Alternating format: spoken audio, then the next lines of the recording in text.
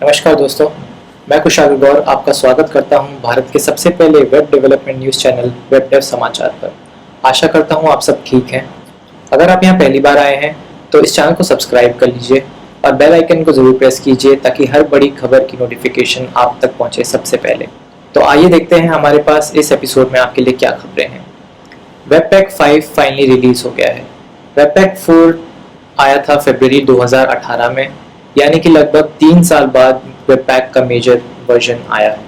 इस major release के important features में से कुछ फीचर्स हैं, जैसे कि इसकी बिल्ड को ऑप्टिमाइज़ किया गया है परसिस्टेंट कैशिंग यूज़ करके। इसके बंडल साइज़ को काफ़ी इम्प्रूव किया गया है ट्री शेकिंग और कोड जनरेशन के थ्रू। इसके अलावा डेप्रिकेटेड कोड काफ़ी सारा इसमें से रिमूव किया गया है।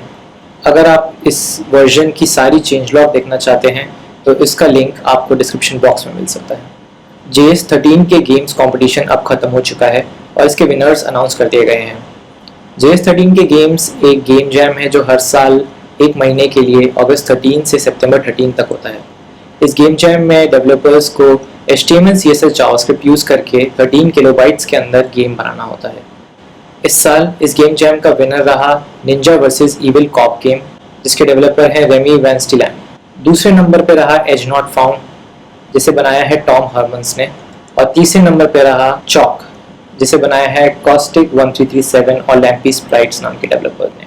अगर आप इस गेम जैम के और टॉप गेम्स को खेलना चाहते हैं, देखना चाहते हैं, तो इसके ब्लॉग आर्टिकल का लिंक डिस्क्रिप्शन बॉक्स में है।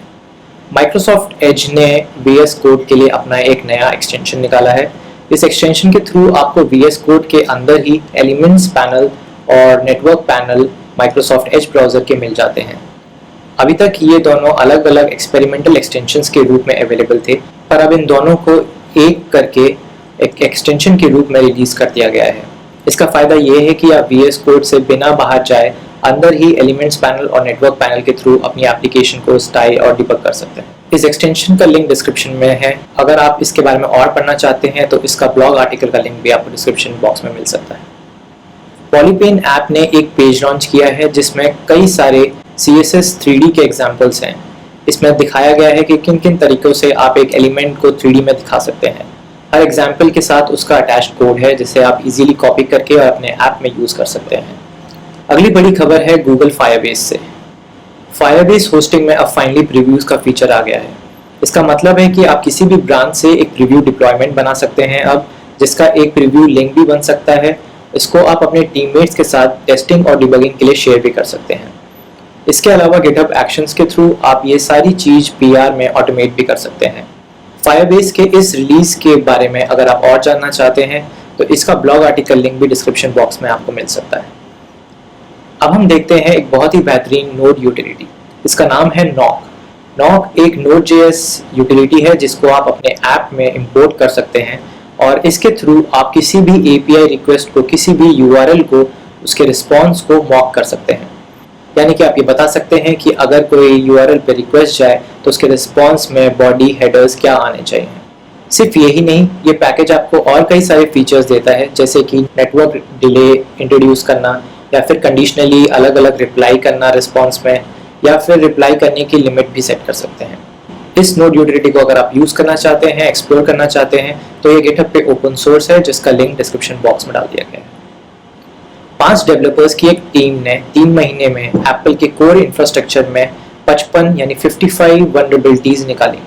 एप्पल ने इसका पॉजिटिव रिस्पॉन्स देते हुए इन सारी वल्नरेबिलिटीज को फिक्स कर दिया है और इन डेवलपर्स को बाउंटी के साथ पुरस्कृत भी किया है।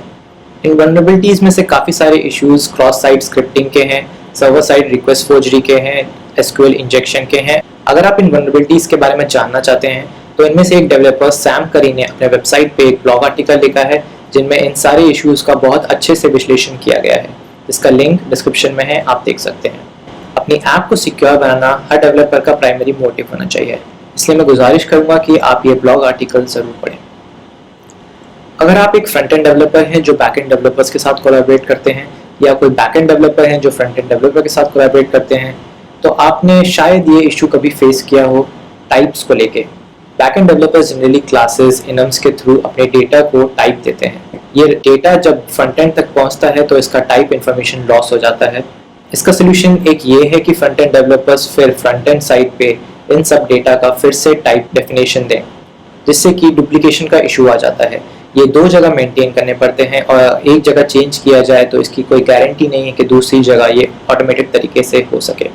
लारावेल टाइपस्क्रिप्ट ट्रांसफॉर्मर नाम का एक टूल रिलीज हुआ है जो इस इशू को सॉल्व करता है।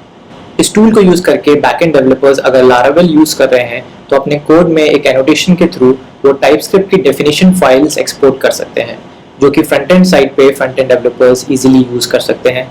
इससे दो जगह टाइप डेफिनेशंस मेंटेन करने का इशू सॉल्व हो जाता है। टेलविंड ने अपना ऑफिशियल प्लेग्राउंड रिलीज किया है। टेलविंड एक CSS यूटिलिटी लाइब्रेरी है जो आपको अपने ऐप को स्टाइल करने की बहुत प्रकार की क्लासेस देती है। टेलविंड के इस ऑफिशियल प्लेग्राउंड में आपको मिलता है एक एडिटर जिसमें टेलविंड की क्लासेस का इंटेलिजेंस सपोर्ट है। आप अपने लिखे कोड का रियल टाइम प्रीव्यू देख सकते हैं। इसके अलावा इसमें टेलविंड कॉन्फ़िग का सपोर्ट है और एक शेयरेबल प्रीव्यू URL बनाने का भी फीचर है। अगर आप टेलविंड को ट्राई आउट करना चाहते हैं या फिर एक क्विक एक्सपेरिमेंट करना चाहते हैं तो ये प्लेग्राउंड बहुत ही बेहतरीन ऑप्शन है इन सब चीज़ों के लिए। इस प्लेग्राउंड का लिंक डिस्क्रिप्शन बॉक्स में आपको मिल सकता है। अब हम चलते हैं एपिसोड के आखिरी भाग में जिसका नाम है बहुत सही। आज बहुत सही में जो चीज़ हम देखने वाले हैं उसका नाम है डेवलपर दुविधा। डेवलपर दुविधा एक पॉडकास्ट है जो दो जाने माने डेवलपर्स तने प्रताप और सिद्धार्थ क्षेत्रपाल ने शुरू किया है। जैसे कि इसके नाम से जाहिर है, इस पॉडकास्ट का मकसद है डेवलपर्स की दुविधाओं को मिटाना। दुविधाएं जैसे काम से बर्नआउट या फिर टेक करियर में आगे कैसे बढ़े या फिर और कोई भी दुविधा जो डेवलपर्स के मन में आती हो। इस पॉडकास्ट में इन्हीं सब दुविधाओं और इनके उपायों के बारे में चर्चा की जाती है।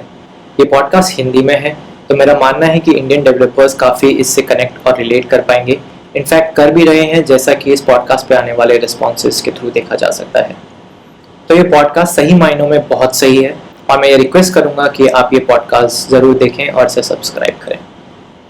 इस एपिसोड के लिए सिर्फ इतना ही। जाने से पहले मैं आपसे ज़रूर कहूँगा कि इस चैनल को सब्सक्राइब कर लें और अपने सभी वेब डेवलपर फ्रेंड्स तक इस चैनल को ज़रूर पहुँचाएँ।